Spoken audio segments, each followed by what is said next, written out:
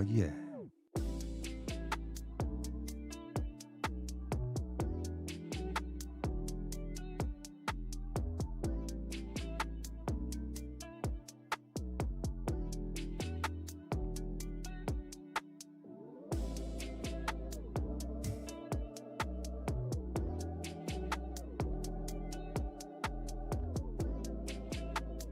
What's up, everybody? Welcome back to Actuali Podcast.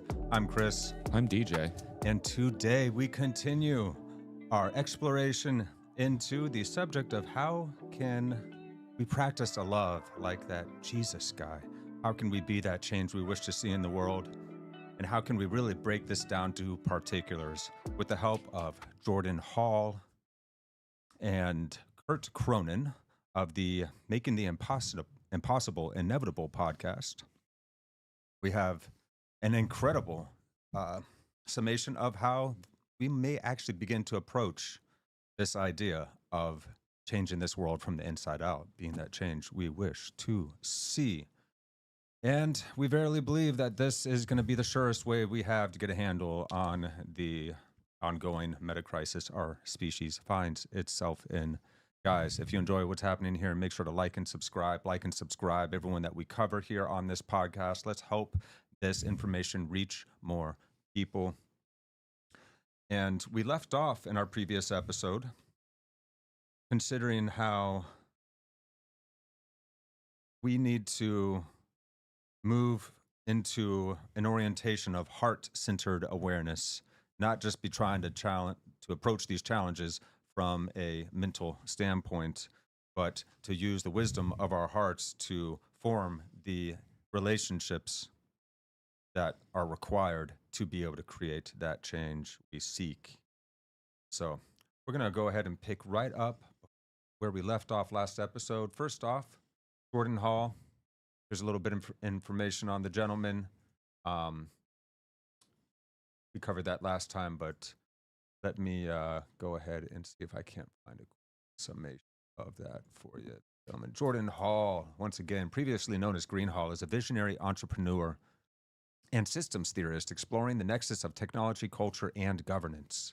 As a co-founder of DivX, Inc., he was instrumental in advancing the digital, video, as well as music industries, notably during his time at mp3.com. This was one of the key individuals that helped make podcasts and internet content like this on YouTube possible in the first place, knowing that it was going to help give humanity a chance to be able to handle the rapid changing territory we were coming into in the modern age. Currently, Hall is renowned for his insights into complex systems, collective intelligence, and cultural evolution. His influential role in shaping discussions on governance and societal change is widely acknowledged, particularly through his involvement with prestigious organizations like the Aspen Institute and Santa Fe Institute, and so on. So this continues our exploration of meta-modern spirituality. Now we're getting deep into it, and we're exploring what Christianity looks like in this meta-modern context. If you guys would like to know more, check out the previous episodes where we introduced the very subject of meta-modernism and meta-modern spirituality. And check out Jordan Hall's YouTube channel under @Jordan Greenhall. And let's go ahead and pick right back up where we left off last episode, guys. Hold on. Here we go. Let's go ahead and change that screen around. How so? It's all orange. It is, but I believe that the I think that might just be his camera. I think I turned it off and it turned back on. Hey, what do you know? Gremlins. I had it off. Gremlins. We'll blame it on the gremlins. Good save. You got an eye for the orange, my friend. I've got good color perception for a male. Oompa Loompa in a past life. Wow, I'm tall Oompa Loompa. Yeah, you're a tall Oompa Loompa now. You graduated. You did really good as an Oompa Loompa. You came back as a tall, sort of Nordic, almost level,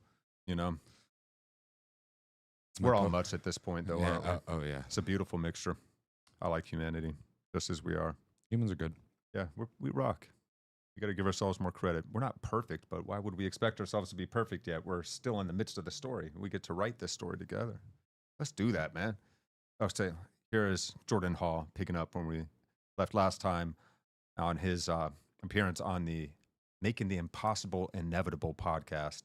Highly recommend this podcast. Check it out, guys. Let's roll. So it's important for us to actually accept the reality, like really understand the reality that we are something like 1/1000th the instrument of ordered loves.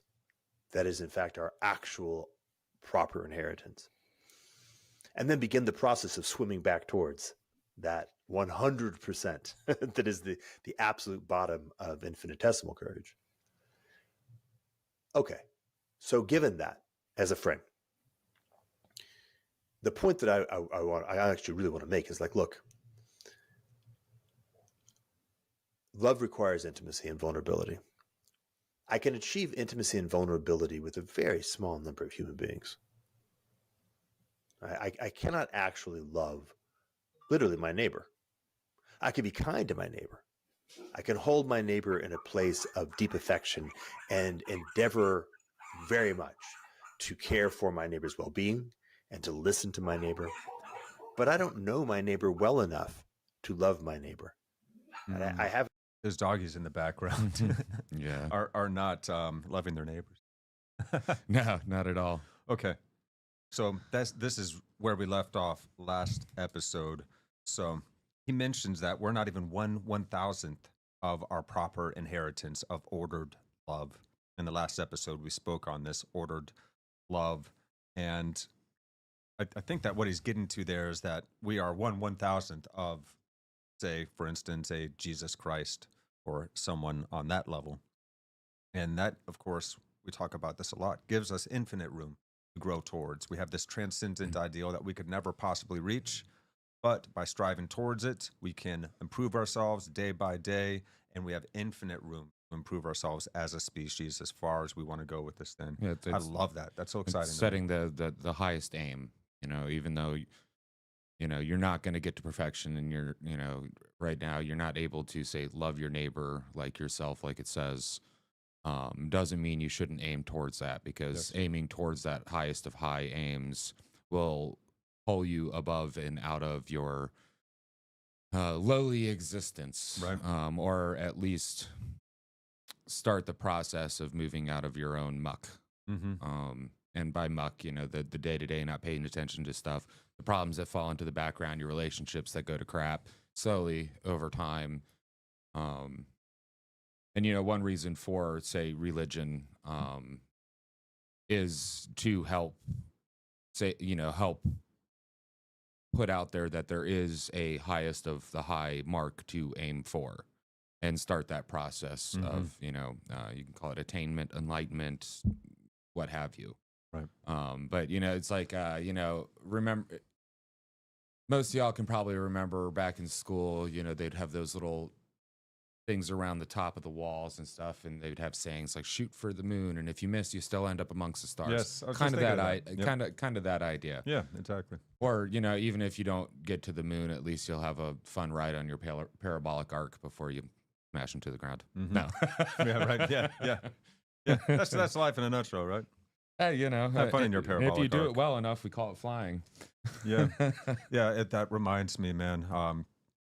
Really sad news here at home this week. We lost a great friend. Speaking of flying, this human flew. He was an amazing individual. He was one of the good ones, and we lost him, at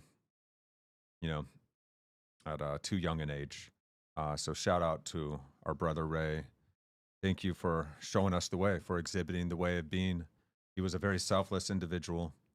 He was a very honorable, virtuous individual. He worked really hard on improving himself for this world, and it showed with the people that were there visiting him in the hospital in his last days. So just want to shout out to my brother Ray, and just give all the love that I can to his family and all of the friends and people that he touched in his life. I'm going to be doing everything I can the rest of my life to help carry that beauty forward that Ray exhibited. And it's, he was such a good friend that's a really powerful motivation. And I'm gonna really hold to that, man, on your behalf, Ray. I miss you already, brother, so much.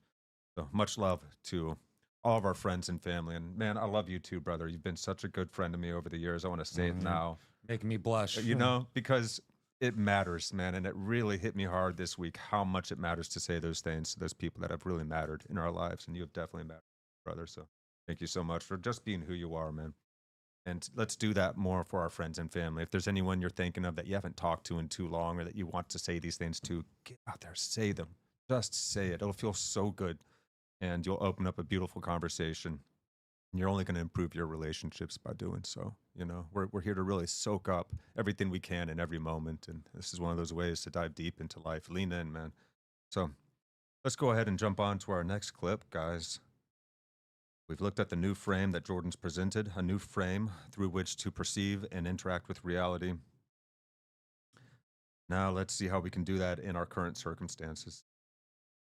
Jumping forward, let's go. I haven't actually have the capacity in myself, and certainly at the time on the ground, to have been invited into a level of intimacy to actually be able to deliver anything that would properly be called love. Right? So, okay, that's just a concrete reality. So we need to be able to understand that there's a distinction between an image of love, let's say, presenting a sensibility of caring for someone else. What does he call it? Benevolence. Just being benevolent, which you can be benevolent to everybody and should, by the way. Even to your greatest enemies, you should be benevolent to, which may be, by the way, removing them from the earth. But you can't love, right? You can't actually do that thing. And so to find those rare circumstances and those beautiful possibilities where love can be made available. And by the way, sometimes your neighbor will be in a circumstance. I had this in the flood. We had this big flood in Western North Carolina. And suddenly, because we had to depend on each other, the circumstances put people together where vulnerability was just present because people were actually deeply needing help. Mm-hmm. And that afforded a real possibility of intimacy, which then he spoke in the last episode of how we need vulnerability to open ourselves to be able to have intimacy in our relationships. This isn't purely romantic intimacy, but the kind of intimacy he spoke of last, where you're enjoying an intimate moment or an intimate space at a restaurant, or the intimacy of a mother and the baby, things like that. So intimate as in very close, very meaningful, very special. So I was listening to another podcast that he was talking about this specifically the floods, and he was bringing up, like he's newly Christian, and he mentioned that it was the church that brought everybody together, and he probably would have left and lived somewhere else for a little while if it wasn't for the church and this gathering of people, and they would come up with what needs to be done, figure out groups of people to go send it out, have the kids helping with whatever and doing that stuff, and really bringing that together. And church, as well as a spiritual endeavor, is also, you could say, an intimacy generator as well, because if you go to a good church and a good service, it's very close and together, intimate, like your hands together. And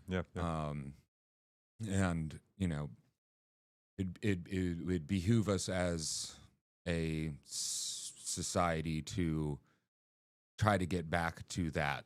And I think, misguided or not, in some ways we are. But I think, it's no coincidence that many people are going back to religion, because there's just this hole, this void. But it's not like a hole in you. It's like there's this hole that you feel drawn to be a part of, that you can't find the hole to be a part of.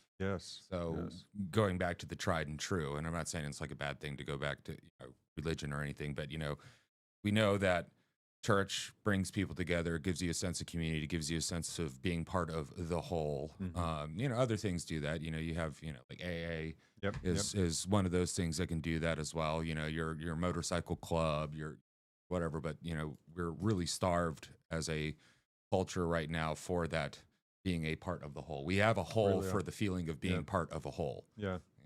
And we're recapitulating our understanding of this idea of God, this ineffable source of all of us, this great miracle we find ourselves in. However you wish to approach that, what we're talking about is a sense of the sacred, and we have lost relationship with the sacred. And we really need to regenerate that sense of sacred so we can see that kernel of divine that is in each one of us and in all of life around us, so that we start to treat it as such, as divine. And that would help immensely in helping solve the fragmentation of our culture. And he was mentioning the the difference between the image of love, showing benevolence and actual love. The action of it opposed to the idea or image of it. And I think there needs to be a holistic combination of the two, and I think if you're showing actual love, people will actually see the image of love on you. Because there are just some people that you can tell that they're full of light and they're full of love, and they're not telling you they are. You can just see it. You can see it either through their actions or their bearings or how they interact with other people and with their family. So, but we need to bring it together, because there's a little bit too much of, look how benevolent and loving I am. Right. The virtue signaling of love. Right? Yeah. The signaling of something rather than the doing of something. I love you. Why can't you tell I love you? Right. I'm doing this for you. So let's let them continue on here now.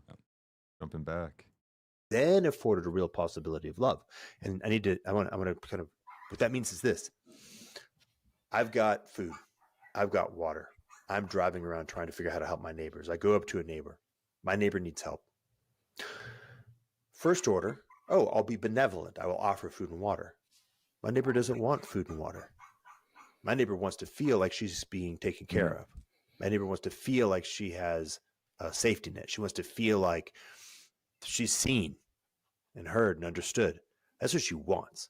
And until I actually am able to slow down and open myself up to being able to perceive what she actually is showing me, I'm not loving her. I'm almost using her as an instrument of my own desire to feel like I'm doing a good job. I feel like I'm contributing.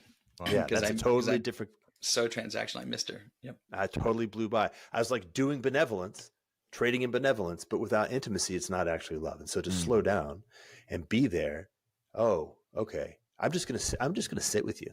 I'm going to let you talk at me for 2 hours, because frankly, it's going to take hours before your heart is prepared to even begin the process of entering into anything like a real relationship, certainly with me and frankly with anybody, because you're in a state of real crisis. Real crisis. Yep. Yeah. So, we can go a few shades down, but it's kind of like the, giving to the homeless. You throw the quarters in the cup, but do you look the person, do you look at the person, acknowledge their existence? There's this, I'm being benevolent, I'm feeding the poor, but you don't even look at them. You don't even notice them, kind of thing. Yeah. You want to end the interaction as soon as possible. You want to feel good about yourself.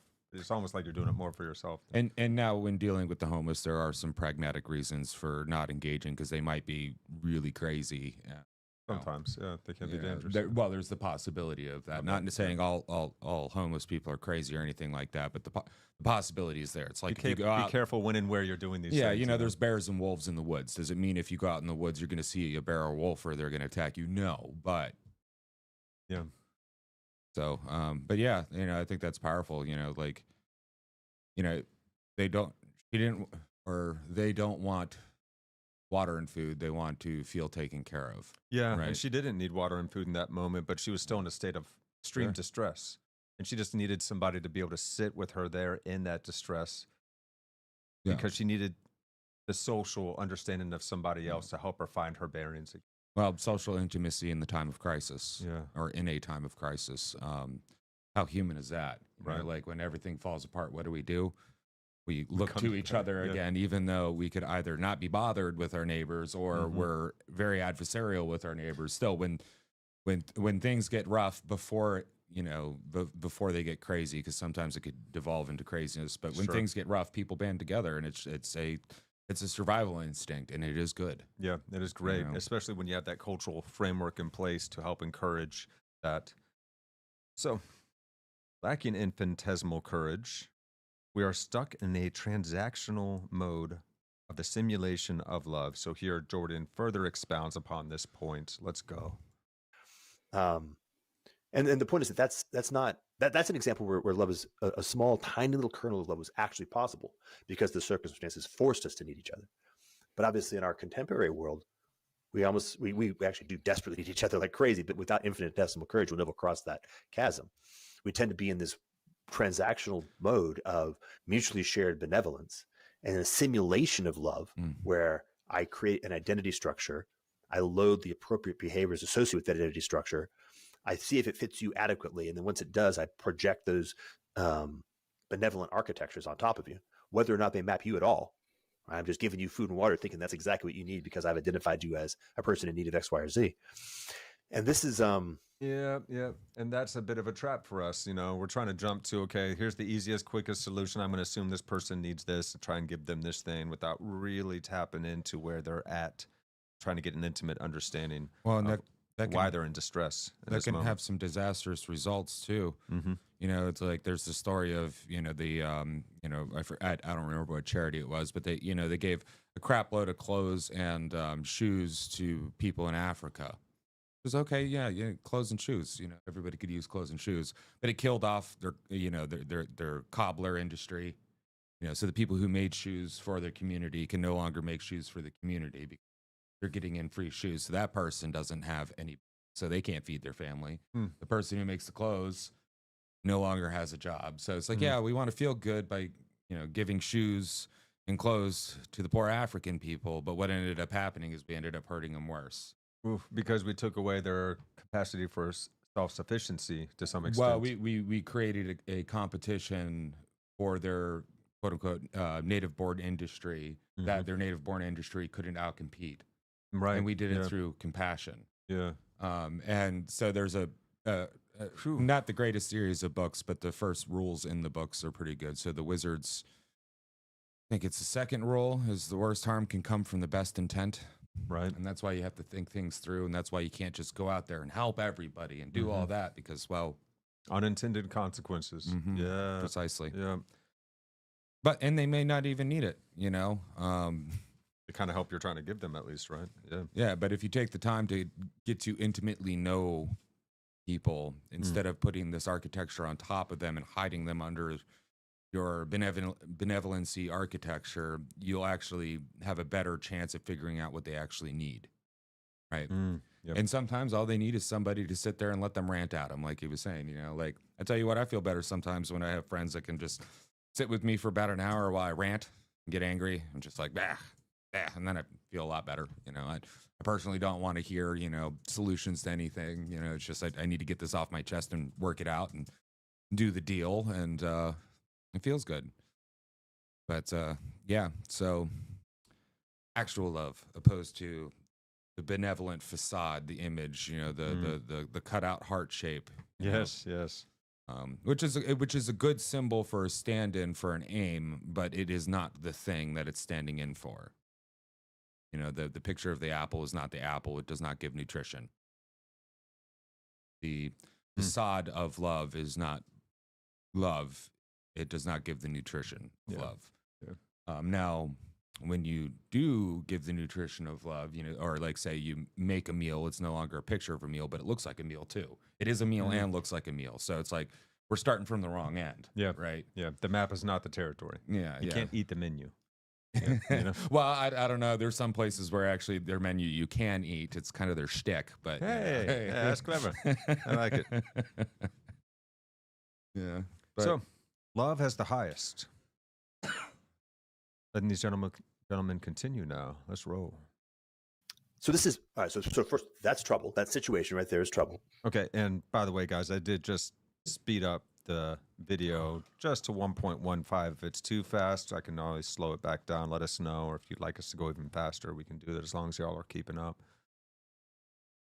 The fact that love is actually, in fact, properly ordered by the sheer nature of reality and where intimacy and vulnerability are and how they operate in time on and what it takes for our wildly disordered selves and the tremendous amount of trauma that's just been carved into us for thousands of generations means that we should recognize that love is extremely scarce, extremely precious, extremely difficult to pull off, and is only going to be located in very rare circumstances, and is therefore even more critical. I want to say it's like the highest value thing that we can try to participate in.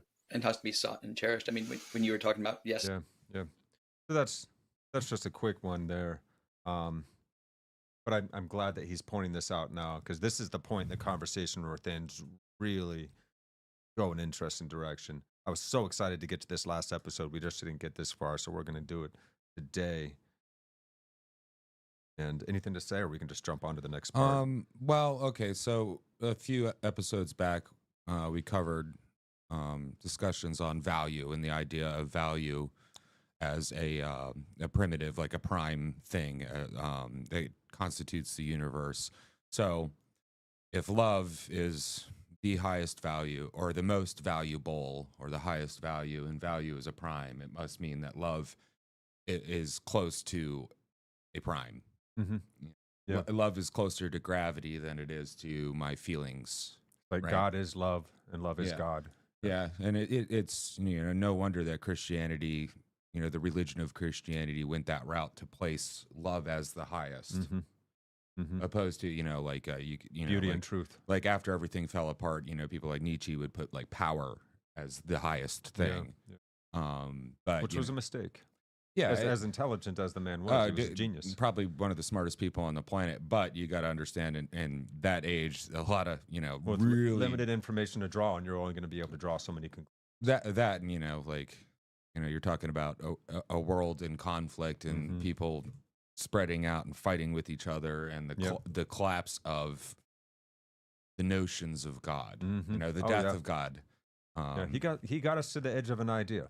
Yeah, his conclusions might have been off here and there, but he also made some incredible prognostications where he literally predicted that the 20th century, that hundreds of millions of people were going to die. How the heck he was able to forecast that when he was writing in the 1800s is profound, to say the least. But he did see that. Yeah, he knew that we had killed the idea of God and that we'd never be finished cleaning up the blood. So now what we're doing is trying to resuscitate the idea of God and bring it up to our modern standards now that we are, scientifically informed and all of that. How do we remarry science and spirituality in a way that both of those sides can actually agree on and work together through? That's the real question, isn't it? And we're only going to be able to figure that out if we ourselves can become virtuous enough to embody that way of being that we wish to see proliferate. And to expand on the word virtue, you could think of it as equipped with the right tools. I like to think of virtues as, patience is a virtue. Well, it's a tool that facilitates taking your time and having a better understanding, prepping you for the right moment. Right. So, because we commonly use the term virtuous to mean like good and upstanding, but it's more than that. Your virtues are tools, so we need to be virtuous. You can also get masterful at it. You can be a virtuoso. Yeah, there you go. So it's so to say what you were saying in another way is we need to be equipped with the proper tools to then move on or continuously move on to this highest aim, which ultimately is love.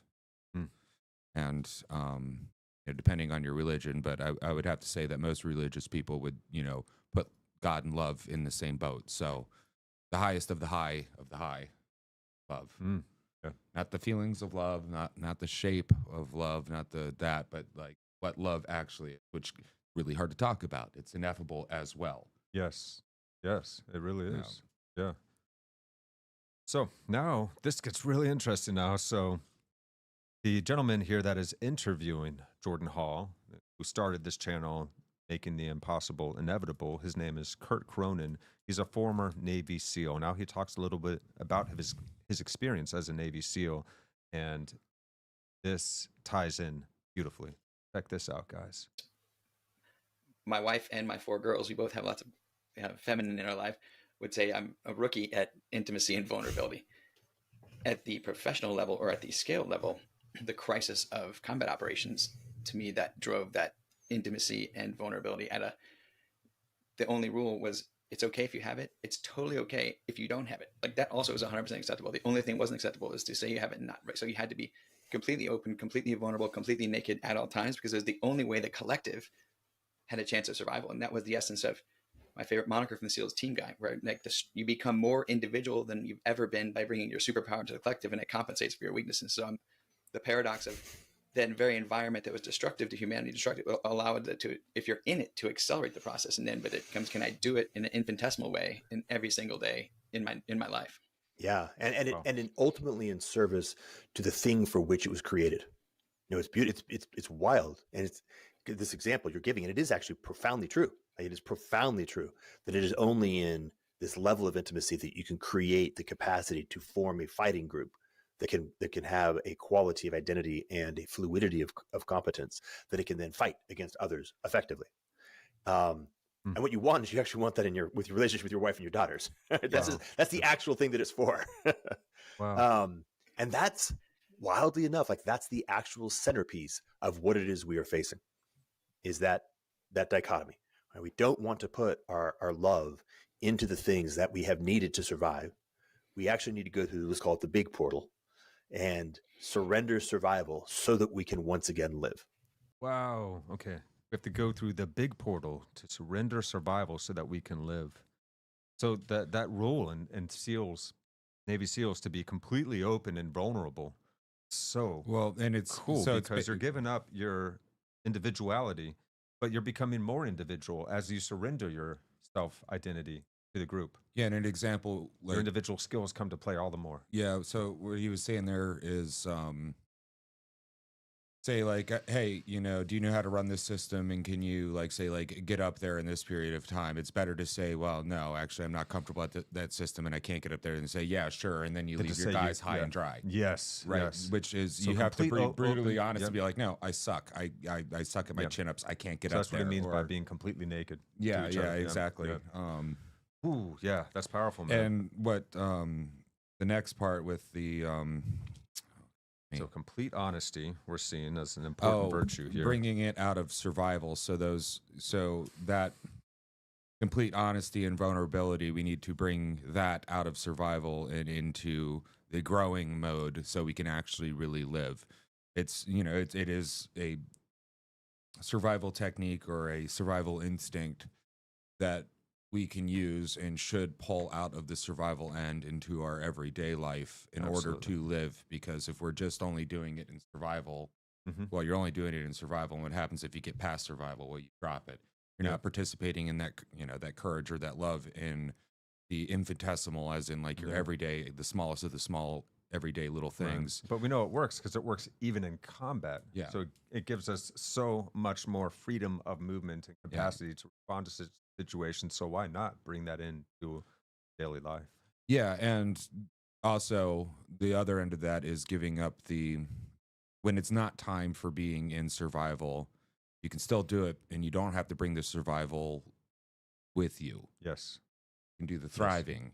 Yeah. You can transfer from the survival into thriving. So now that you're that you're past the lions and tigers and bears and eating you, you can use the things you dealt with the techniques you've dealt with the lions and tigers and bears to actually thrive in a non-lion and tiger Yes. and bear Yes. environment. Surrendering survival so that we can rival. Thrival. Yeah, I'll take it. That works. I like that. The paradox of intimacy amongst soldiers in combat. That's a great point. So now Jordan's going to turn it up to 11. I'm going to zip ahead just a little bit here to get us to the right spot. Zippity-doo-dah, zippity-zay, zip-zab-zoo. Yeah. Go. Anyone listening to reach out to you to help you pull this into Pull an that back that would be a tiny useful bit. for anyone listening to reach out to you to help you pull this into inevitability. Sure. Let's like, I mean, we might as well go to 11. We didn't get all dressed up for nothing. I remember, like, how long ago was this? I guess it was late 2020. So golly, 5 years ago, maybe 4 years ago. I was in Hawaii, and I was sitting at a table in Hawaii, and we were talking with a gentleman, and somebody asked me a question, and he said, well, given what you're saying and what we're all seeing about the state of the world, what do you think the likelihood is that humanity makes it through all this? And so when people ask me a question, I think about it. And so I go, I'm actually noticing two different answers to that question. The part of me that addresses a question like that from the point of view of, let's say, probability, that part of me actually concludes the answer is 0. It's From a logical impossible. perspective of the level of consciousness we currently have. Exactly. You got it. Ain't going to happen. And that's important, right? Any amount of trying to figure it out from the level of consciousness that we currently have, frankly, is just going to make matters worse. Definitely isn't going to solve the problem. Okay. But there's another part of me that doesn't even think in probabilities. That's not how it addresses the world. That part of me is like 100%. It's going to, or not 100%. It's going to happen. In fact, it already has happened. Yes. And it was interesting to me because that, I kind of do everything on the fly, noticing, okay, that's a beautiful symmetry because it actually is the part of me that thinks it's impossible is the part that has to surrender, the part that has to say, hey, I'm going to hand this off to you who I can't even really understand by definition because you're outside of the kinds of things I can understand. But I'm going to surrender to the part of me for whom it is already true. And I mean this individually and corporately. This is like wildly critical. How do we actually put ourselves in context where we can actually start to live life from this other part? I've talked the term of like we're post-strategy. We're actually in a whole category. The entire category of strategy is nearly at its end. And what that means is, what does it mean to live life that is not strategic, that is not transactional, that actually is intimate, that is truly governed by love? And I mean that very, very, very concretely, very practically, right? Not by sentiment, not by benevolence, but actually by the absolutely brutal reality of love. And that's the thing. Like that is in fact my calling, and that is the impossibility now. And I've got a lot of examples of where it's. Okay, so we can stop here. Ooh, okay, yeah. So he's asked the question, what is the probability that we make it through here? And the part of him that thinks in probabilities is like, well, it's impossible.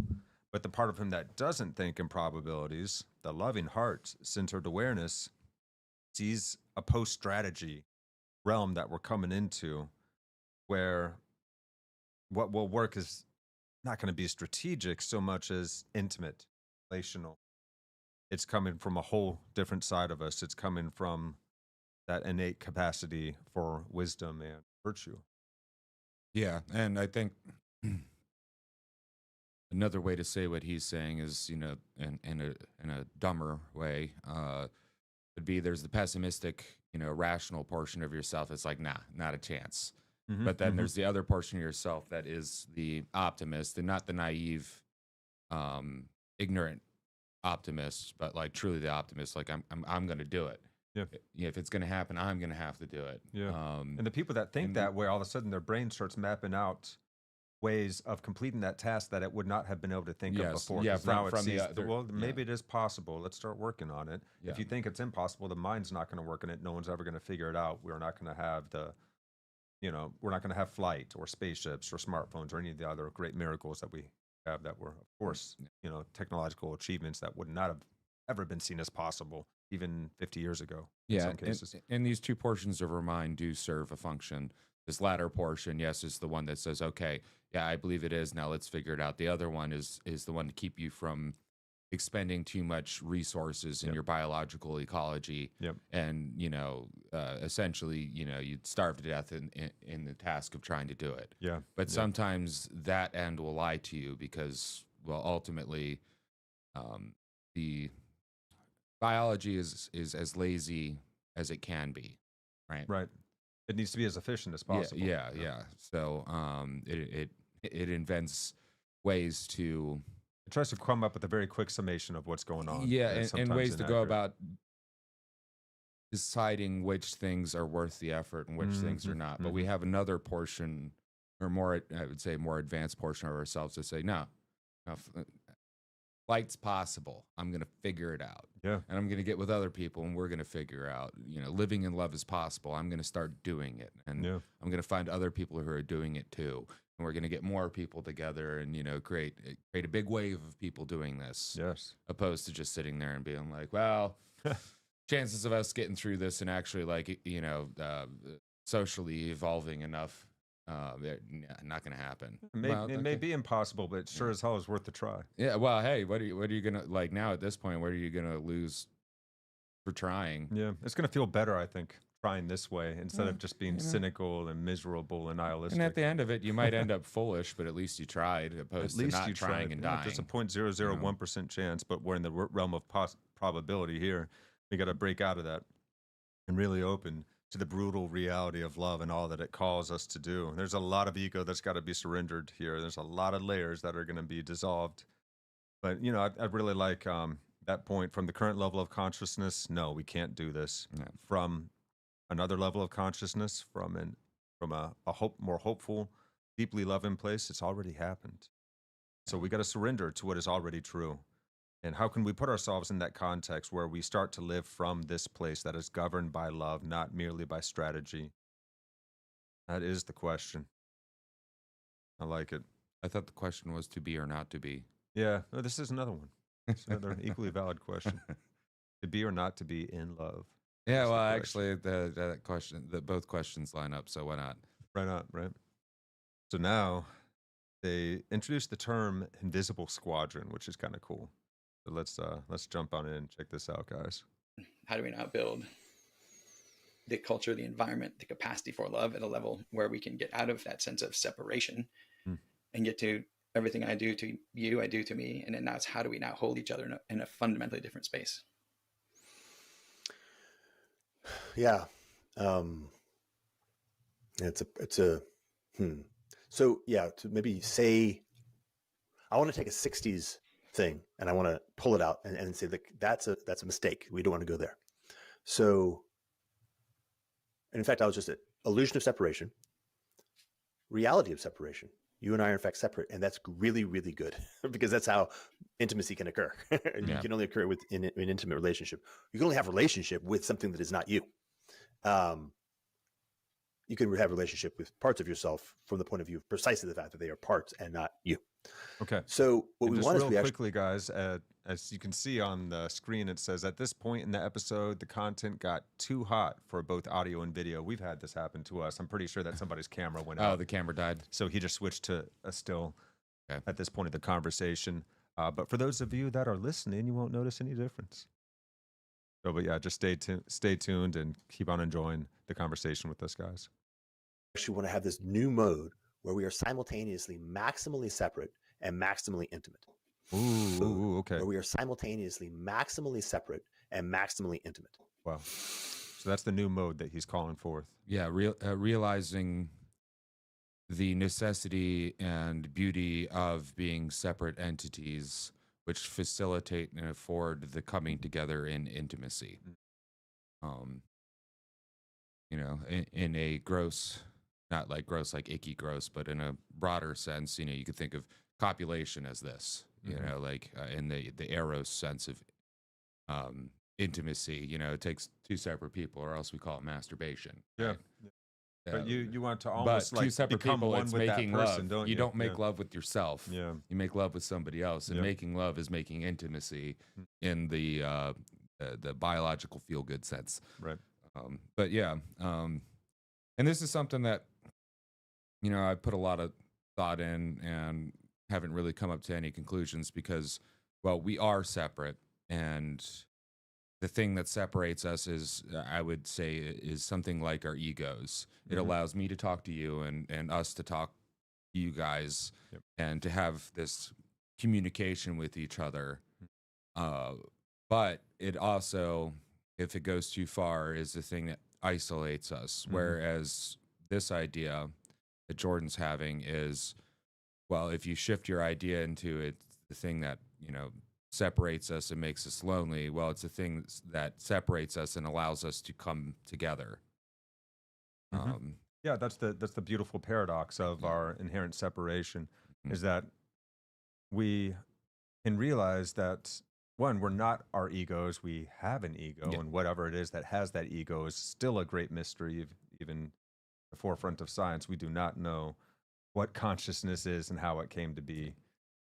We have all kinds of fun theories, but we still haven't figured out, even though we have spaceships flying around and instantaneous access to all information at high definition. There's certain things that hard sciences just aren't, I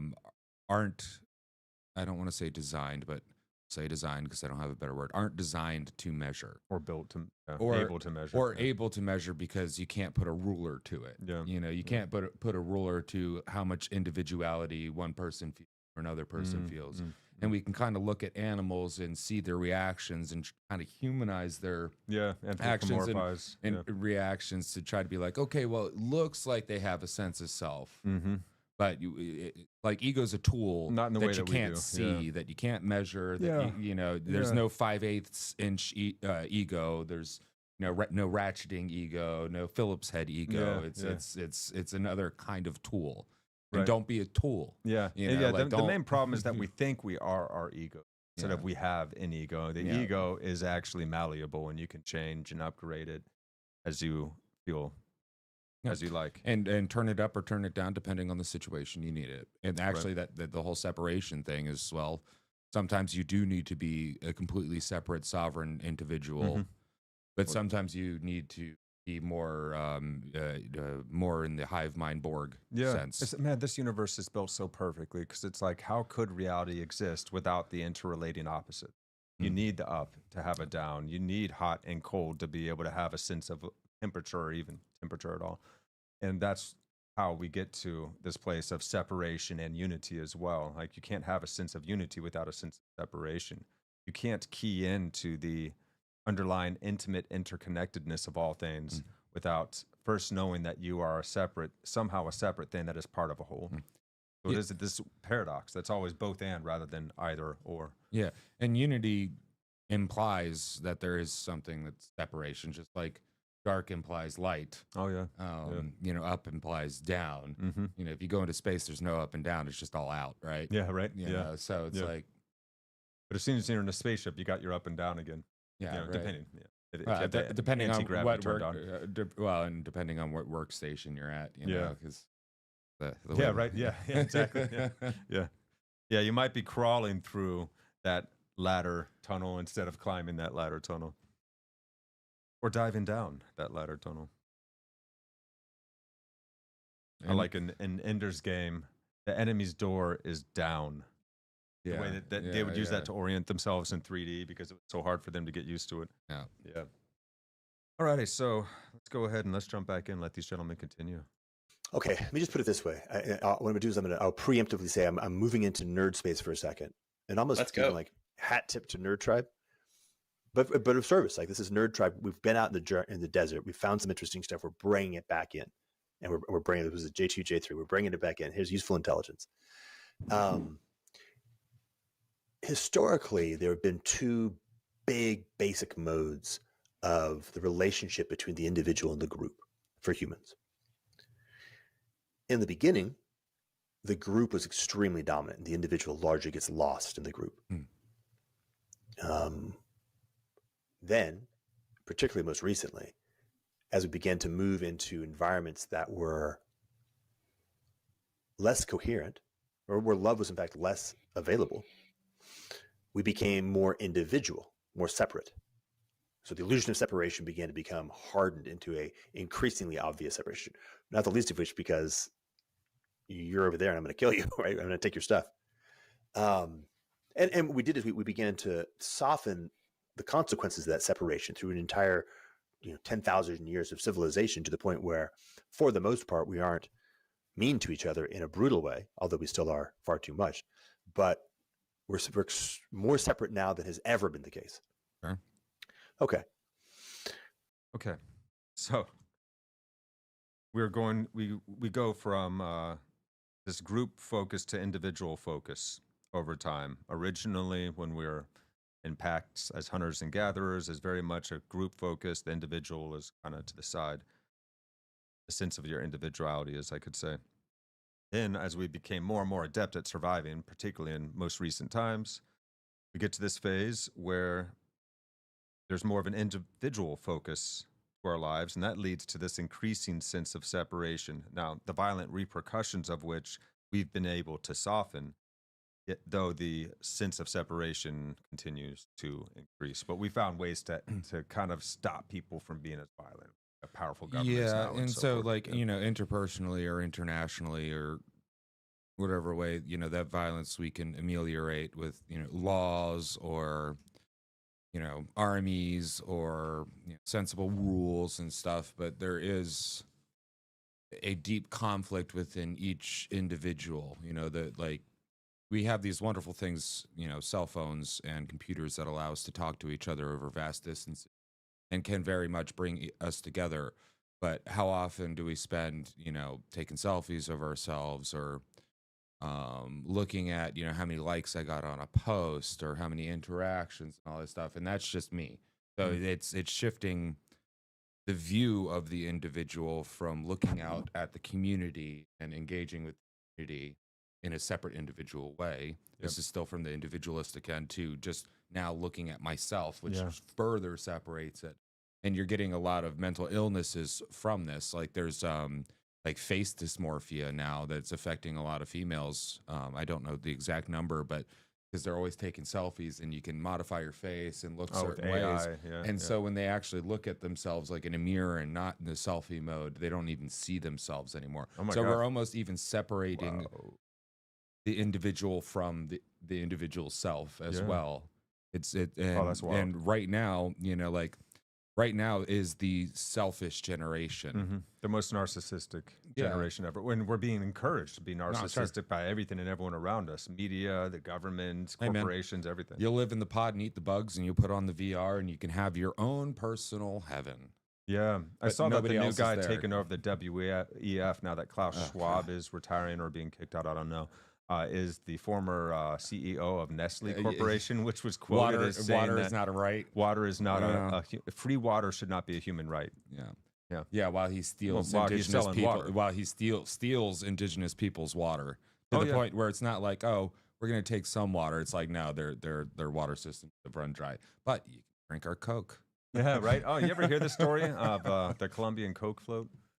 So there was the situation where Coca-Cola was going into Colombia and other Latin American countries, and what they would do is they'd start drilling a well for water to make the Coke.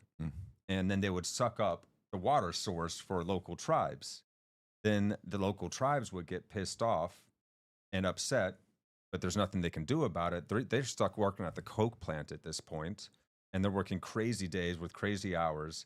Coca-Cola literally hires local militias to come in, death squads, to come in and attack the labor union organizers in the Coke plants because the women don't want to work 6 days a week for 12 plus hours a day. They want to have a little bit of time off, particularly when they have a baby. And Coke didn't like that. So there's Coca-Cola for you guys on a side note. They're not much better than Nestle when it comes to. Yeah, and and it got to the point to where the water was so dried up from the wells that people were literally putting Coca-Cola in the baby bottles, in their doggy bowls, like everything. It's like, Now, and there's a portion of me that is the less angry portion of me that actually does feel some sort of, I don't want to call it sympathy, but it feels a little bit bad for these, top of the world WEF types, because they're the people that are the most alone, because you can't buy love. You can buy sex, you can buy adulation from the crowds, you can amass power, you can buy you can amass power, you can buy esteem from other shysters, but you can't buy love. And I know that's like an old worn out saying, but it is. And you can't buy that connection. And once you go that far, if you decide to turn back and actually be good and loving and truly good and loving, people aren't going to believe you. Oh yeah. And that's the thing is like, and then people, I can hear people asking, feel bad then why about do it? that. Yeah, I can hear people asking right now, then why do it? Yeah. Well, for your own heart, so you don't die feeling like a piece of shit. Well, the super elite, wealthy, rich, they die alone just like the rest of us. And we do it for love. And they're putting once the ground we recognize alone, love as the highest, why not serve that no matter what? Yeah, well, I think you can damage yourself to the point where you can't feel it and you will not have any time for it. Yeah. Unfortunately. Yeah, sadly. That's why I think most of the work that needs to go on nowadays is going to be with young people and with kids. Because a lot of people are already set in their ways. Now, those of you that are kind of on the fence and you're still trying to figure things out and you're open-minded enough, come along with us. Adults can come along with us. But there's going to be a lot of closed-minded adults out there in our own lives. We experience them in our own families and friendships. And sadly... And it's hard. And but sadly, you can waste a lot of time trying to wake those people up and get nowhere. Yeah. And sadly enough, I think there's a lot of kids that are learning a closed-minded ways of being in their formative years. Yep. Yep. And they're addicted to screens. Yeah, and the time that we were supposed to learn the things that allow us to get on and be liked by, you know, the people in our community, we're not teaching that. We're replacing it with selfishness and immediate gratification. Instead of trying to socialize our kids to get along with other people. Being more concerned about being respected opposed to showing respect. Really? Because, you know, like me personally, everybody gets a baseline of respect, and it goes up or down depending on maybe not respect towards me, but how I see how you respect even yourself. Right? Yeah, You know? that can rub you the wrong way when you see that in somebody. You can tell, you can feel it. Yeah. Yeah. So, And it feels awkward. Yeah, it's so loving no matter what. That seems to be the way for us. yeah, loving doesn't mean liking, though. So you cannot like somebody and still have love for them. And well, you know, you exhibited it just now when you were saying how you can kind of even feel for those people in high positions of power. I remember when I was trying to come to terms with the Iraq War and people like George Bush and Dick Cheney, who I, to this day see as war criminals.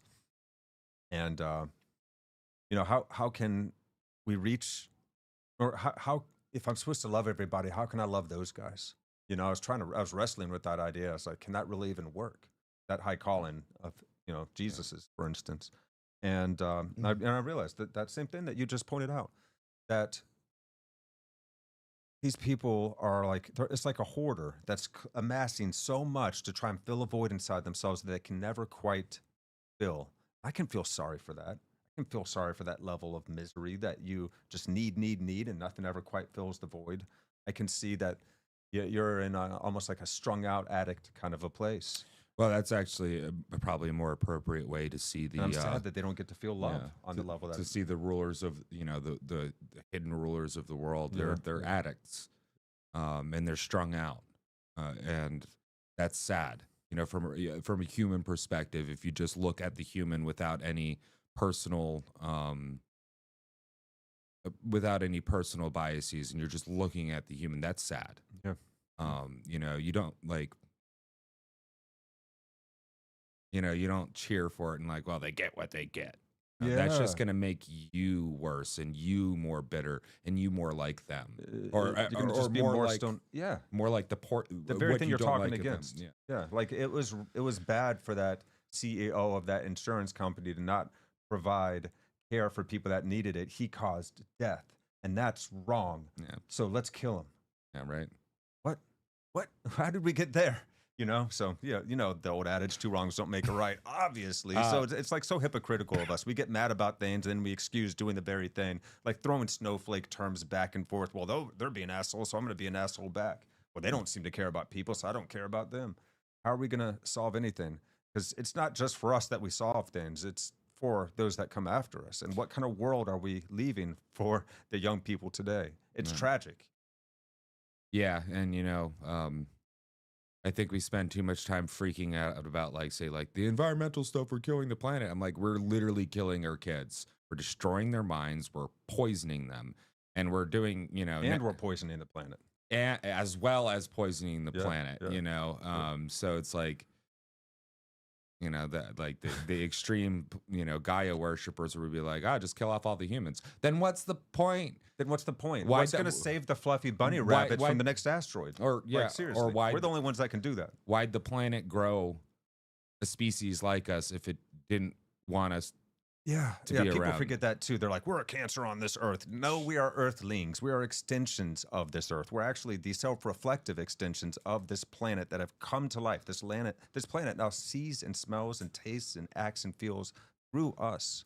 That's amazing. That's so exciting. But we are literally this planet. We are a fetus of the earth, like offspring. The word fetus means child or offspring. Yeah. We are the offspring of this earth that hasn't even gotten out of the womb. And which is interesting enough, the way people think of, you know, unborn babies, it's just a lump of cells. Well, so is cancer, right? So what do? You get rid of it. Well, humans, we're just a cancer on the planet. What do you do with cancer? You get rid of it. Yeah. So you see where that slippery slope takes us. And so this is not the world we want to go into. We got to cease this infighting. We've got to create conditions for that change we wish to see instead of just being so easily bandied about in this game of divide and conquer, because that certainly is what we're falling prey to. I feel is a great game of divide and conquer. Well, so that whole thing about, like humans being a cancer and all this stuff, having that mindset is, well, it's leading you towards that isolation that the elite of the elite of the elite have, and you're isolating yourself and you're turning into that, having that feeling. Yeah. Well, humans are horrible. Well, you're a human. Well, I'm horrible. Yeah, be careful. No, you're not. You're like, yeah, maybe you do some horrible things, but like humans are good. And God said we were very good. It was very good that we were created. And whether you believe in God or not, humans are good. You are a human, therefore you have to think that we are good. Because if you don't, that's suicide. For immeasurable goodness. Yeah, and the thing is like humans naturally we steer towards not good, but we've developed so many systems and way of thoughts to counteract that, because humans aren't intrinsically good. I think actually humans are intrinsically flawed and violent, but we've figured out ways to culture ourselves and to grow ourselves and to change ourselves instead of being destructive, not good beings, into the best good that we can. And that is great. Yes. And But that we're is not very perfect good. yet. We're not perfect We- right now. well, So we- I'm upset that we're not perfect. Like we're at the end of our evolution. We become some alien angelic species or something. Of Yeah. course we're not there yet. We're in the midst of our evolution, co-creating and writing this story together. So let's Well, see and also- where we want the story to go. Also, perfect, like being in that perfect thing where everything's perfect, that sounds kind of boring. Really? Adventure stories aren't just the Yeah. good times. Yeah. There's bitterness. dragons, and then there's the Yeah. storms and stuff, and Yeah. it's The bitterness of life makes the sweet times sweeter, fam. yeah, right. We need these contrasts. So we can always improve and improve and improve. There will always Yeah. be new Well, challenges for us to overcome. that's that highest aim, right? Yep. Where, we're never going to get perfect. We're never going to be the perfect, but we're going to aim towards it, knowing that through this process of imperfection, are going to grow and enlighten and attain more experience and add more value to the universe itself. Yes, yes. I dig it. Yeah. So At least picking that's up where what I these think. gentlemen left off, now we start to talk about a third way. Let's go. What we want to do is we want to actually finally move to a third place, like a third way, where the whole, the group, the tribe, the relationships that are coming between and among are oriented almost exclusively to the individuation and the becoming singular of the individual. And the individual is so fully aware of the centrality and necessity of the governing principles of love that they are not pulling away, but are actually coming back in to relationality as the output of their individuation. So it becomes an expanding sphere of increasingly beautiful possibility, because as each person is differentiated into their singular nature, they become more capable of providing new possibilities of relationship with everyone else. And that right there, that is what some people have called the fifth joint point, or the location in culture space that allows us to actually transcend history for real. And by history, what I mean is the story of the movement from the primordial upper Paleolithic period up until now. Shoo, go ahead. Yeah, so the way he described that is kind of like a breathing effect. So it's this alive thing. It's not this static thing. See what you mean. Yeah, it's there's not an just opponent becoming the processing. individual, but it's becoming the individual and then moving back in. There's and a then becoming the calibration. individual and moving back in. Yes. Oh, cool. Well, kind of like what families do. Mm-hmm. Individuals come together. They have kids. The kids go out in the world. Kids have kids. The kids come back together. Yeah. With the family. Yeah. And then the kid goes out and it comes in. Goes out and it comes in. And it goes out and it comes in. It's the tide. It's the breath. It's the opening and closing of a shutter. Lens, So, and it's very, you can see it in nature. Mm-hmm. And humans, I think, kind of instinctually do this, what he's talking about anyway. When you're an infant really doesn't realize it's a separate being from the mother. Yeah. But then there's a point where it goes through stages of becoming becoming more individual, Mm-hmm. becoming more, and then getting to the point where it's like the F you dad stage of the Yeah, yeah. teenage years, where it's like, no, I'm the most individual, and Mhm. they go out in the world and they do their thing, Fortunate sense of independence so it can survive out there on its own. and Yeah. then Necessary process. they A little start. abrasive. Yeah, well, Yeah. but humans were obstinate That's- yeah, creatures. yeah. But then after going out, a little bit more realization of like, well, where were my parents at, and more appreciation, and then a coming together, finding Mm. somebody else, having the family, and coming back together Yeah. with your family. And then your doing kids that. going through the same process. The Oh, my same parents aren't so process. bad after all. I get them now. Individuation, back to intimacy. Recorporation. That Yeah. then spawns new points of individuation back Wow, into yeah. to more intimacy. Wow, wow, Right. wow. So the third way, healthy individuation guided by principles of love that come back into relation as the output of that individuation. That's so cool, dude. Yeah. I like that. Feels like the completing of a circuit there as well. And he used the term third way. And for those who have studied World War II funny mustache people, we're not talking about the third way between No, fascism this is and more communism. akin to the middle So, way of Buddhism, for instance. Yeah. But Yeah. like as soon as he said third wave, I was like, yeah, some people might be like, that's Nazis. Third way. Yeah, not wave. And this no, is not wave, but way. Yeah, Yeah. so Hitler's Nazi National Socialism, he called it the third way. oof. Between Okay. But this idea of a third way between these two things that seem separate and different, Yeah. but actually you can either go between them or So we're not saying transcend. collectivism like Marxism or pure individualism. We are saying an opponent processing, a calibration of those two working together, and something that transcends that we can't even quite yet imagine because we haven't figured out how to do this, be more loving in mass. Yeah, as of yet. essentially creating a living system that breathes Yes. and moves and grows, Yes. and its processes further its processes. And this seems more of a natural way than just just fully communitarian or fully sovereign individual. Yeah. I like how he puts expanding the sphere of increasingly beautiful possibility as each individual is differentiated into their singular, I'm going to add authentic nature. They become more capable of providing new possibilities of relationship with everyone else. You can see how that works. Yeah. That's so cool. And it's so simple. Once you see it, you're like, oh, yeah, that makes sense. That is another way. So the fifth joint point is another term for this. And this is what can allow us to transcend history. We're going to have to look into this fifth joint. I'm curious about that. Point it up, pull it up. Yeah. So I'm going to get us right here. Jumping forward to 51. Whoa. Guys, stay tuned for the end of this episode when we cover our weekly good news roundup. We do that every week here on Actuali when we do our Meaning Making 101 live streams, because there's enough bad news in the world, and let's see some of the good things that we're doing as well. So stay tuned for that, and share your thoughts and questions. If you guys have anything to say, you are welcome to speak up at any time. We'll try and get to you as things pop up, but if we don't, we will get to you at the end of this episode. So fifth joint point, the key points of it. The world is in a massive state of flux and the future is uncertain.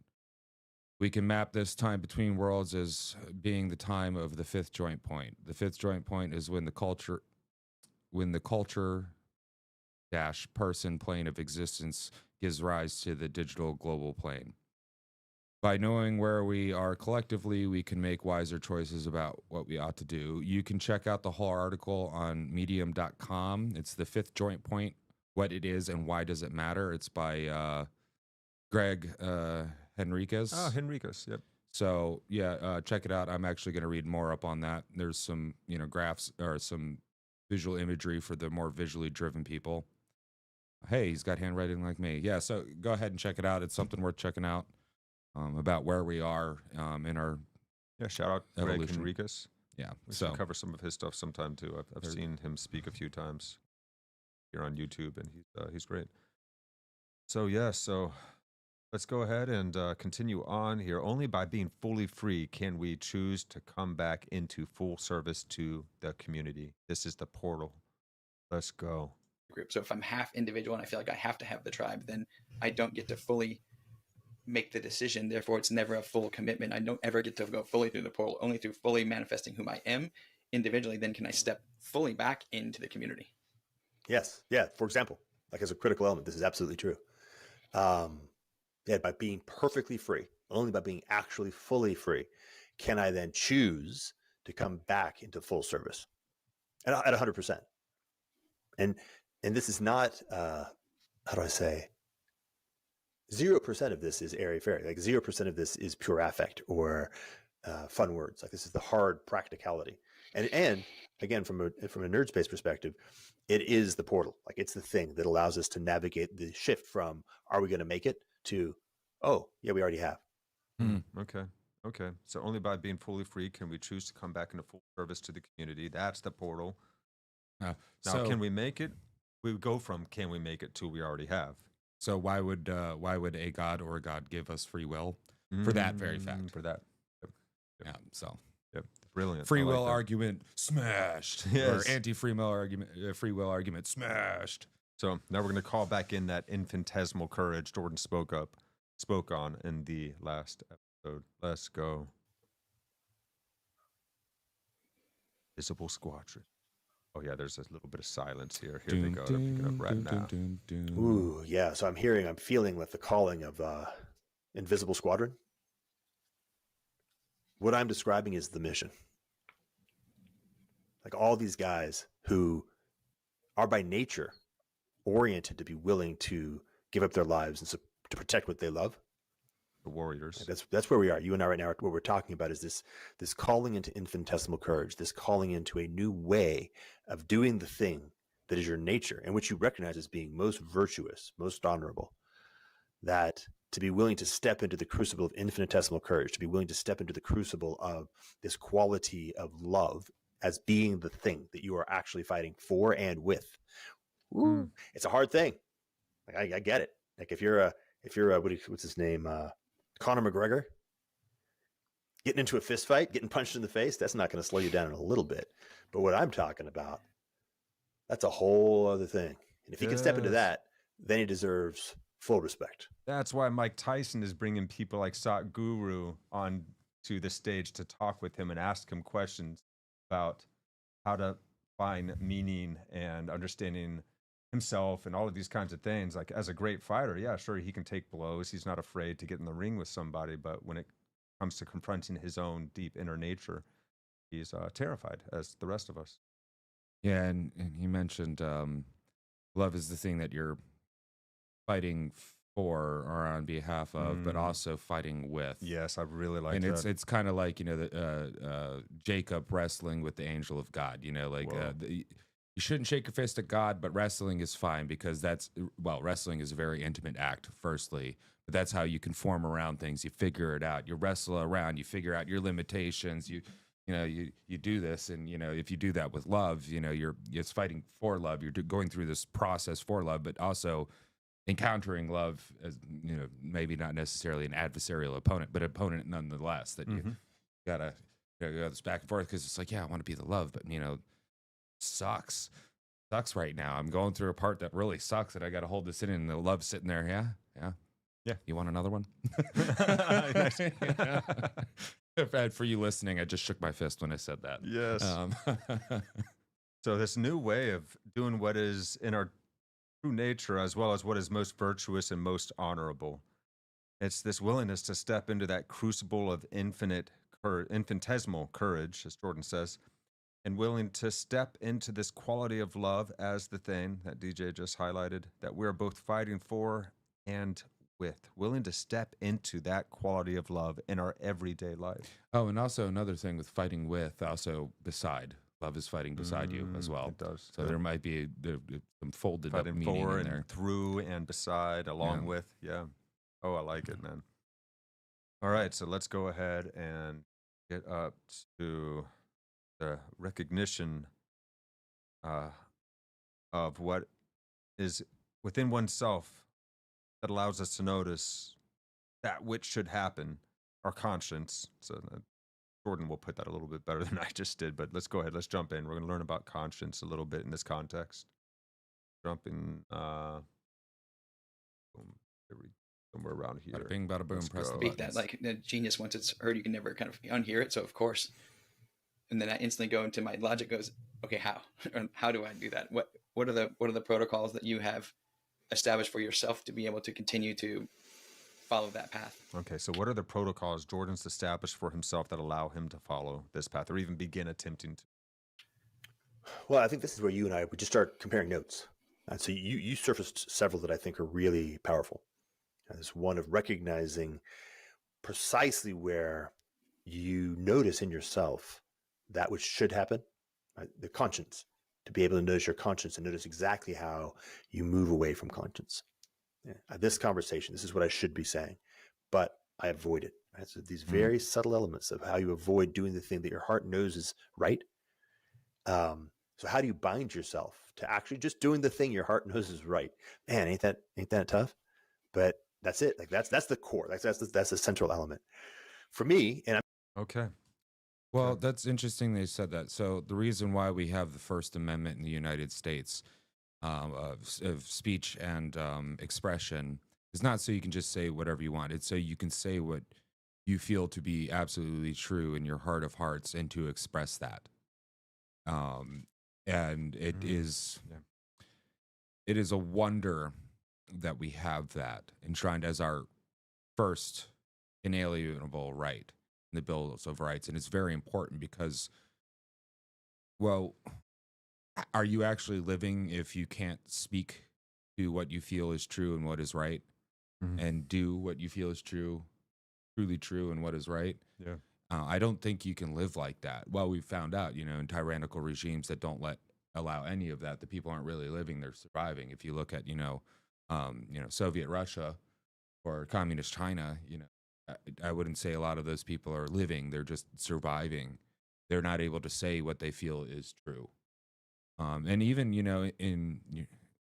like I'm sure people can relate, but that you live in a home where you're not allowed to express how you feel about, love, politics, religion, anything. Or even, when you see something like, when your parents are doing something you feel is wrong and they just keep smashing you down, are you really living in that? Now, do you have a partner that you can't actually say what you think and what you feel is true? And there's a lot of us in that situation where we can't. Within your friends keep ourselves group in those situations for years sometimes.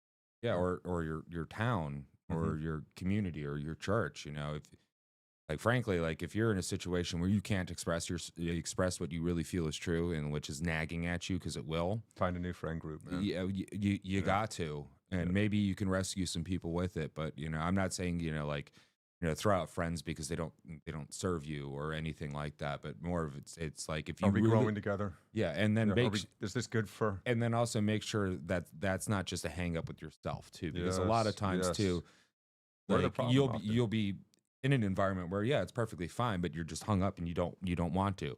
Well, you got to get away from that too. You got to do something to get away from that. Yeah. Whether it's having assertiveness training or something else, or improv lessons or whatever it is that gets you comfortable in front of people again, or more so. So so you're right. Sometimes there's work inside of ourselves that's just allowing us to have that opportunity of deeper relationship with those that we care about or those that we involve ourselves with. Yeah. So I think we're going to go ahead and we're going to leave it at this point, guys. We're going to pick up next episode. We're going to turn this into probably a 3-parter, potentially even a 4-parter, because this was such a good podcast, such a good conversation between Jordan and Curt here. And so much of it is integral to really being able to understand how we can involve ourselves in this. And so hopefully we're providing some service to you guys of thinking this through together and taking this thing apart so we can really meet it from where we're at. And, I love the humility that comes shortly after, where Jordan he says, clearly that, I'm not talking about this from a place of above, but from a place of within. I'm 1.1% of what I need to be able to deeply, truly espouse this. But this is the idea that's coming to me. I'm opening this up for dialogue and for people to join in as well as an invitation. But he's not trying to talk down to us by any means. And he's actually being very brave about doing it because he's opening himself up for a lot of ridicule, criticism, a whole bunch of stank. Yeah. So it does take not just infinitesimal courage, but also the courage that is like those storming the beaches of Normandy. Maybe not Strength exactly the same. and subtlety of Yeah. courage at once, Yeah. which comes up later as well. So, in the next episode, we're going to get into the spiritual protocols of how to become a warrior monk, which I was hoping we would get to this episode. If you guys noticed on the thumbnail, become like a Jedi Knight. We're going to get into that next episode. That's very much the calling of our times, a new kind of warrior monk sentimentality that we can live through. So we're going to get way past the mental level, deep into the heart level, and talk more on infinitesimal courage in the next episode. And right now, we're going to do a little bit of a good news roundup, since there's enough bad news in this world, and we love to take this moment at the end of every episode here on Meaning Making 101 on Actuali Podcast to discuss some of the good things that have happened lately. I need to get a button on this soundboard that does like good news roundup. Oh yeah, I like it. So, you know. So this is really cool. So teens win 2025 Earth Prize for refrigerator that runs on salt. 200 are already headed to hospitals to preserve medicine. This just happened yesterday. This article came out. So from India comes the story of 3 teen inventors who were looking to improve rural healthcare by creating a portable fridge that needed no electricity or coolant fluids. Oh. It's a challenge. Look at these guys. All right. The result of their inspiration is a small salt-cooled fridge that needs neither a power outlet nor battery, but rather cools down passively as the salt dissolves into water. This is like an homemade ice cream maker. This is brilliant. Why didn't we figure this out earlier? It's an endothermic reaction that draws in heat from salt dissolving into the water. You guys are looking proud with good reason. That's great work. That's a selfless act, too. Good for them. Calling it a fridge to bridge the world. I love this. The Thermavault can use different combinations of salts to keep the contents at temperatures just above freezing or below it. Some vaccines require regular kitchen fridge temps, while others, or even transplant organs, need to be kept below freezing, meaning the versatility is a big advantage for the product's overall market demand. And so that, this goes on, but check it out, guys, on the goodnewsnetwork.org, goodnewsnetwork.org. Next up, cancer-fighting implant developed to treat tumors, safely triggering potent immune responses. This is clever. This one's cool, too. This is actually could be potentially world-changing. A new high-tech implant that safely triggers potent immune responses against hard-to-treat cancers has shown promise in fighting some of the deadliest forms of cancer, including metastatic melanoma, metastatic, thank you, pancreatic and colorectal tumors. I don't know if I'm saying that right. I always try and read things the way they're spelled. Bum cancers. Yeah. There you go. Yeah. The implantable cancer-fighting device, dubbed the Cytokine Factory, was developed by a team of researchers at Rice University's Biotech Launchpad in Houston, Texas. Placed near the tumor microenvironment, the device can distribute cells engineered to release the protein interleukin-12, IL-12, which successfully induces the recruitment of specialized immune cells called precursor exhausted T cells. So I think TPEC cells. I think how this is working is they put cells directly in the environment of the tumor, and then those cells call other cells to come deal with the problem specifically there, opposed to just having a full reaction through the body. Or poisoning the entire body. What you're doing is you're like getting little guys that have flags that are like, "Hey guys, over here, you need to take out over here." Heck yeah! And this was just released in the Journal of Immunotherapy of Cancer. A large durable population of tumor-targeting T cells is the result of the TPEC cell recruitment process. We designed the IL-12 cytokine factory to enhance immunotherapy approaches while minimizing toxicity and a critical need in the treatment of particularly aggressive cancers. And get this, combined with checkpoint inhibitors, successfully eliminated local and distal tumors in preclinical models of, say that word again for me. Metastatic melanoma and colorectal and pancreatic cancers, and also demonstrated safety in both mice and non-human primates, according to the findings. Awesome. Yeah, so that's cool. Very, very exciting. Yeah, so this will serve as a foundation for investigational new drug application with the US FDA early next year. It's going to be a little while before something comes out, but this is in the process and it's going to happen quickly. Well, we got to make sure it doesn't cause weird mutations and super cancers or, causes people who are immunocompromised to have their systems freak out and stuff. So it'll take a while, as it should, as we've learned with the whole warp speed thing, that certain things should be tested better. Yes, So yes. I'm down with the testing. Yeah, it'd be nice for it to come out tomorrow and be like, hey, but that's not reality. Yeah, yeah. And so lastly, we'll just do these three for today. We got some more good news we can share next week. Eric Doherty, thank you for posting this little clip from FDA Commissioner, I believe. Yeah, McCary. I don't see his first name here, but here he is, and we'll just do the first few minutes of this. But this is great news. I'm going to speed him up just a wee bit, guys. Let's go. Today, the FDA is taking action to remove petroleum-based food dyes from the U.S. food supply and from You guys will want to turn this up. medications. For the last 50 years, American children have increasingly been living in a toxic soup of synthetic chemicals.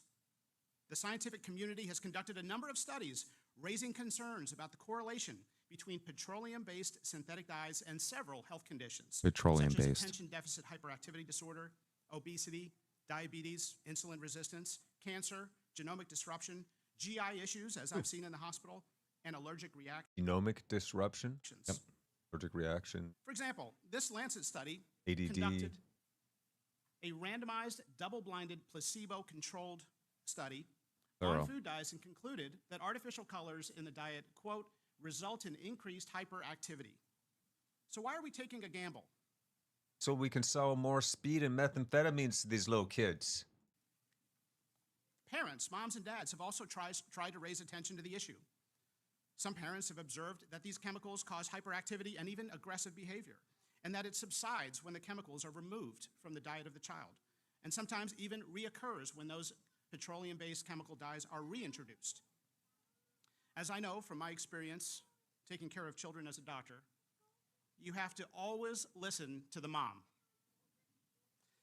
Other studies have found that artificial colors that create vibrant colors mess with the child's developing brain to make ultra-processed foods more attractive, even when the child already feels full. These studies have associated food colors directly with obesity and diabetes. Well, America's children are sick and suffering. 41% of children have at least one health condition, and 1 in 5 are on medication. The answer is not more Ozempic, more ADHD medication, and more antidepressants. There's a role for those medications, but we have to look at underlying root causes. Yes. The F in FDA stands for food. Now, there's no one ingredient that accounts for the child chronic disease epidemic. And let's be honest, taking petroleum-based food dyes out of the food supply is not a silver bullet that will instantly make America's children healthy, but it is one important step. This administration is not interested in continuing down the path of doing the same old things as we watch our nation's children get sicker. We need fresh, new approaches. Cancer and diabetes in young people is going up at an alarming rate, and nobody seems to know why. We have to turn our attention to underlying causes, such as chemicals and toxins that children are exposed to, not just more insulin and chemotherapy. Yeah, and it goes on, guys. But look for that online. That is really good news. And, RFK announced this as well and spoke at length. and frankly, I don't care about what your politics are and whether you hate Donald Trump and you think RFK is a kook.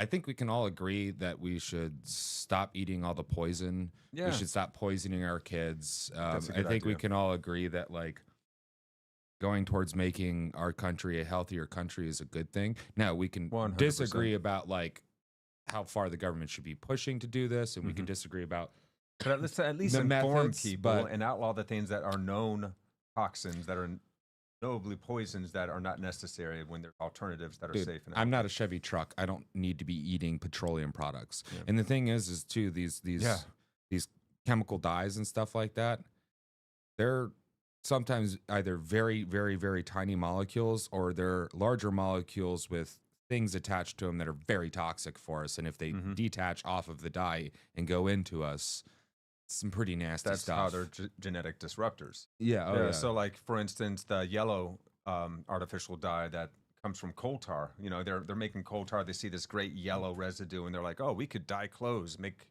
clothes yellow with this."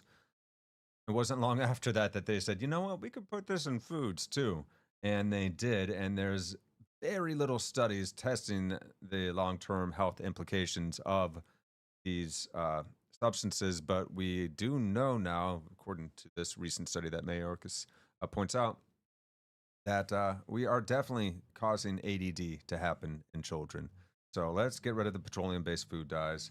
Yes, things are not going to look as pretty as you're used to, but that's okay. You know, we can Oh yeah, you want to hear the name? celebrate being happier and healthier. You want to together. hear the name of Red 40?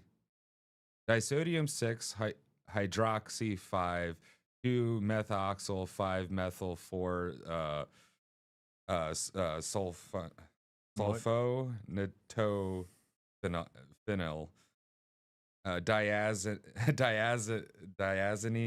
diazinal.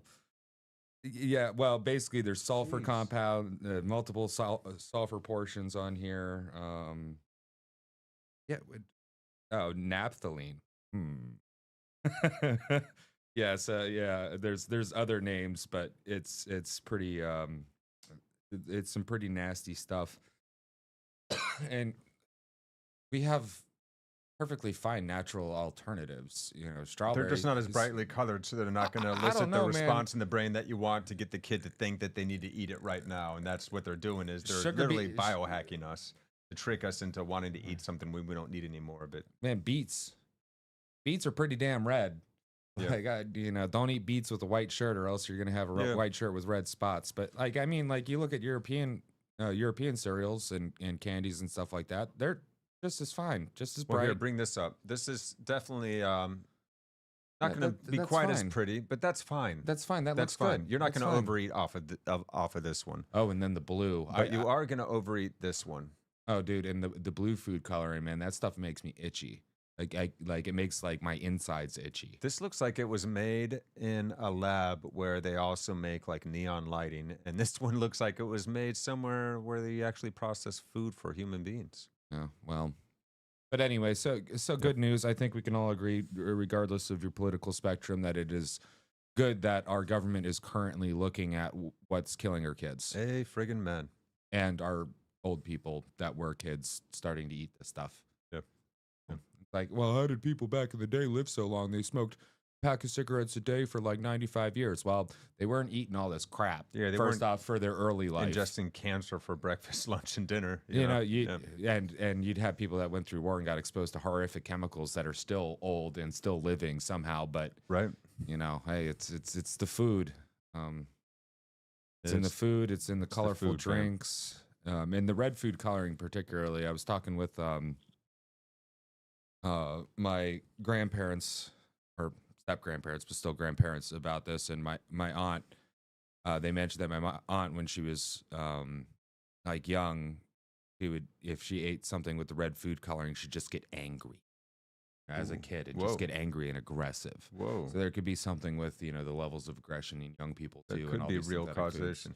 Yep. So who knows? I like They it. bring I it think up, it's yeah. good news. And you know, yeah, is it the silver bullet? No, but it's a good start. It's one of many things that need to happen, and I'm glad that we're going for the root now instead of just hacking at limbs, Yeah. treating symptoms.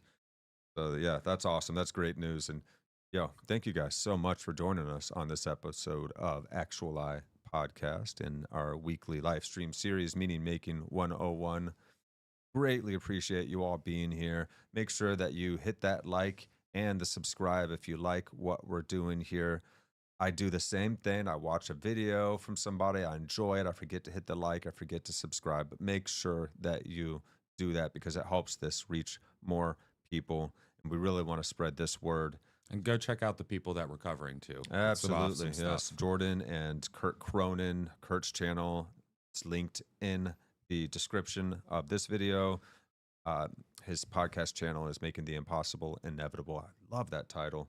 And so, make sure that you support everybody out there that's doing this kind of work, because we want to rapidly spread this notion around the world like a benevolent virus of the capacity for loving, heart-centered awareness that we all have, that we just have not really tapped that resource in a way that that it gets even close to the full potential that we have within us to express that kind of love.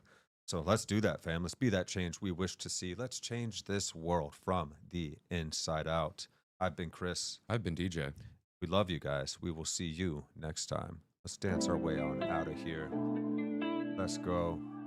Yeah. Oh, yeah. Outro music. Yeah. That's right. Oh, nah.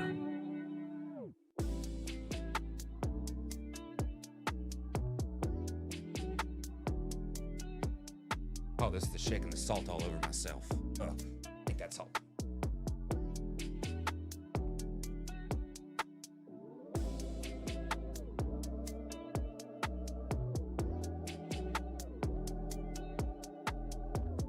Doing the Trump.